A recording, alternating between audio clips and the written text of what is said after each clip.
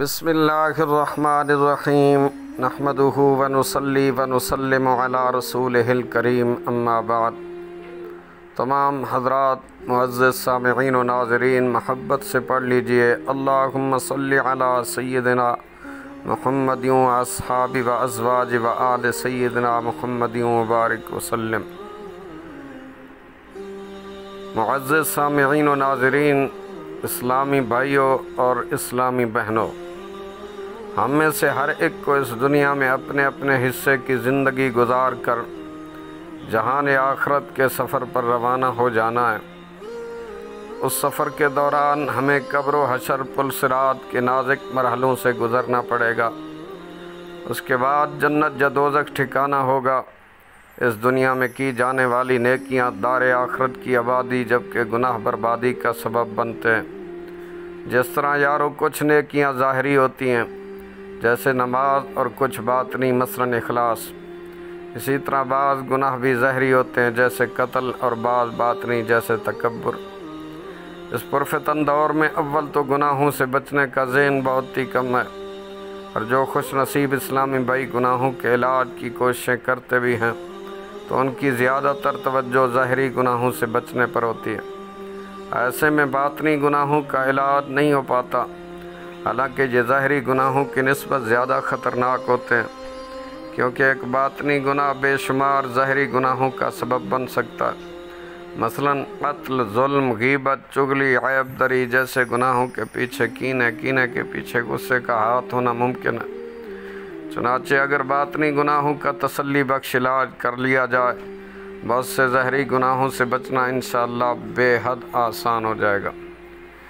حجت الاسلام سیدنا امام محمد غزالی رحمۃ اللہ علیہ لکھتے ہیں، ظاہری اعمال کا باطنی اوصاف کے ساتھ ایک خاص تعلق ہے۔ اگر باطن خراب ہو تو ظاہری اعمال بھی خراب ہوں گے۔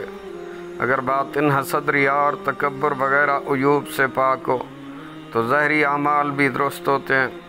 باطنی گناہوں کا تعلق عموماً دل کے ساتھ ہوتا ہے، لہذا دل کی اصلاح بہت ضروری ہے۔ امام محمد غزالی رحمۃ اللہ علیہ ایک اور مقام پہ فرماتے ہیں، جس کی حفاظت اور نگہداشت بہت ضروری ہے وہ شے صرف دل ہے، کیونکہ یہ تمام جسم کی اصل ہے۔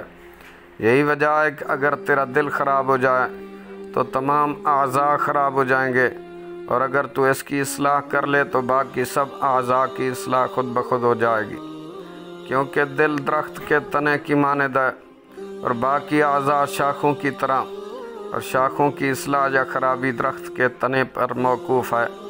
تو اگر تیری آنکھ، زبان، پیٹ وغیرہ درست ہوں تو اس کا مطلب یہ ہے کہ تیرا دل درست اور اصلاح یافتہ ہے، اور اگر یہ تمام اعضاء گناہوں کی طرف راغب ہوں تو سمجھ لے کہ تیرا دل خراب ہے۔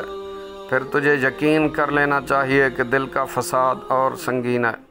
اس لیے اصلاح قلب کی طرف پوری توجہ دے تاکہ تمام اعضاء کی اصلاح ہو جائے اور تو روحانی راحت محسوس کرے۔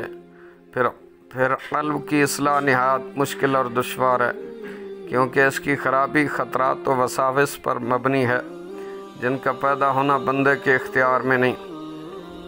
اس لیے اس کی اصلاح میں پوری ہوشیاری، بیداری اور بہت زیادہ جد و جہد کی ضرورت ہے۔ انہی وجوہات کی بنا پر اصحاب مجاہدہ اور ریاضت اصلاح قلب کو زیادہ دشوار خیال کرتے ہیں، اور ارباب بصیرت اس کی اصلاح کا زیادہ اہتمام کرتے ہیں۔ پیارے بھائیوں، ظاہری گناہوں کے ساتھ ساتھ باطنی گناہوں کے علاج پر بھی بھرپور توجہ دینا لازم ہے تاکہ ہم اپنے دار آخرت کو ان تباہ کاریوں سے محفوظ رکھ سکیں۔ باطنی گناہوں کا علم حاصل کرنا بھی فرض ہے۔